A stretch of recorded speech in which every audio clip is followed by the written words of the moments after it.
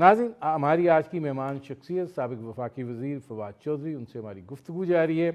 اب آپ نے فواد چودھری صاحب جو معاملہ کو سلجھانے کی بات کی اور مذاکرات کی بات کی، ظاہر ہے مذاکرات کی جو ذمہ داری ہے وہ محمود خان اشرفزئی اور علامہ ناصر عباس کو سونپی گئی عمران خان کی جانب سے۔ اب علامہ ناصر عباس صاحب یہ بات کہہ رہے ہیں کہ ہم پورا پلان لے کے اڈیالہ گئے تھے اور ہمیں عمران خان نے یہ بات کہی تھی کہ میں نہ بنی گالا جاؤں گا نہ میں ڈیل کروں گا، باعزت طریقے سے میں باہر آنا چاہتا ہوں۔ وہ کہہ رہے ہیں کہ ہم مذاکرات کے لیے وزیر اعظم ہاؤس اس لیے نہیں جا رہے ہیں کہ ہم ان کو قانونی جواز نہیں دینا چاہتے، ہم ان کو تسلیم ہی نہیں کرتے۔ تو پھر اگر آپ تسلیم ہی نہیں کرتے تو پھر آپ نے بات چیت کس سے کرنی ہے اور کیا کرنی ہے؟ تسلیم نہیں کرتے تو وہ پارلیمنٹ میں کیوں ہیں؟ انہیں پارلیمنٹ چھوڑ دینی چاہیے، پھر وہ کام کریں اور دوسرے راستے اختیار کریں۔ دیکھیں، علامہ ناصر عباس یا محمود اشرفزئی صاحب کو پارٹی کی لیڈرشپ دینا وہ ویسے ہی بڑی زیادتی کی بات ہے۔ اس کی وجہ یہ ہے کہ وہ جو لوگ ہیں انہوں نے ان کی پالیٹکس سیکریٹیرین ہے، اور اشرفزئی صاحب کی پالیٹکس جو ہے وہ نسل پرستی کی پالیٹکس ہے۔ پی ٹی آئی ایک نیشنل پارٹی ہے اور اتنی بڑی پارٹی کو ایسے لینا بڑی زیادتی کی بات تھی، اور انفارچونیٹلی ان کے پاس کوئی فارمولا نہیں ہے ڈیلیوری کا۔ اشرفزئی صاحب کے پاس، ناصر عباس صاحب کے پاس، وہ تو بس اپنی پوزیشنز انجوائے کر رہے ہیں۔ اگر آپ تسلیم نہیں کرتے، آپ نے گاڑی کیوں لی ہوئی ہے گورنمنٹ کی، آپ تسلیم نہیں کرتے، آپ نے مراد کیوں دی ہیں اپوزیشن لیڈر کی؟ دیکھیں، اس طرح تو نان سیریس باتیں، آپ پرائم منسٹر ہاؤس ہم نے نہیں جانا کہ ہم انہیں تسلیم نہیں کرتے۔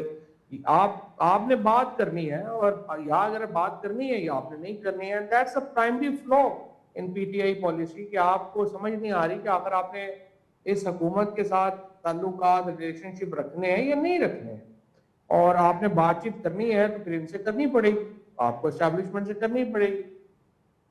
Any ways they are non serious group, اس کا ایشو نہیں ہے۔ کوشش ہم کر رہے ہیں عمران خان صاحب سے ملاقات کی یا بشرا بی بی سے ملاقات کی، دیکھتے ہیں اس سے کیسے آگے بات چلتی ہے۔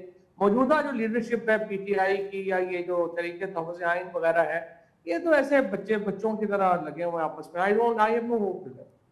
اچھا، اس میں یہ فرمائیے گا کہ ظاہر ہے میں جو آپ جو کر رہے ہیں میں اس کی طرف آتا ہوں، اور اس بارے میں بھی جو بات کہی جاتی ہے اس پہ بھی میں آپ سے بات کروں گا، لیکن یہ فرمائیے گا کہ اگر پاکستان تحریک انصاف جو ہے اس نے اپنی مذاکراتی ٹیم آؤٹ سورس کر دی ہے، جو جس نے لانگ مارچ کی کال دی ہے وہ خیبر پختونخوا کے وزیر اعلیٰ ہیں، اور ان کے ساتھ بھی جب وہ اڈیالہ آتے ہیں، آج بھی آئے ہیں، کوئی کھڑا ہونے کے لیے تیار نہیں ہوتا، لیڈرشپ جو ہے وہ نہیں پہنچتی ہے، جو پارٹی کی نظریاتی لیڈرشپ ہے وہ بھی پیچھے ہٹ گئی ہے، تو آپ کو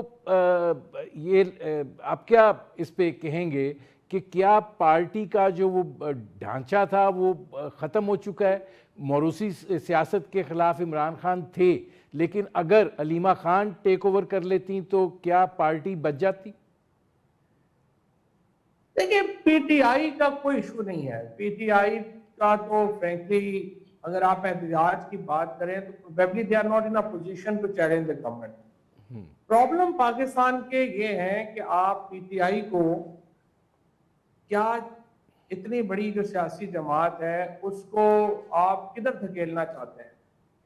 اگر یہ پارٹی جو ہے جو وفاق کی پارٹی ہے، اگر آپ اس کو ریاست دھکیل دے گی ایک بالکل دوسری سائیڈ کے اوپر، تو اس کا نقصان کس کو ہوگا؟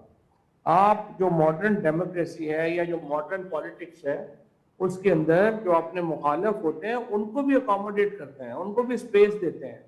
اب پرابلم اس حکومت کا یہ ہے کہ انہوں نے اپنے مخالفوں کے اوپر زمین تنگ کر دی، نہ وہ آپ اسمبلی میں جا سکتے ہیں، نہ آپ کی عدالت میں جا سکتے ہیں، نہ ہی آپ کی کوئی اور ریلیف ہے۔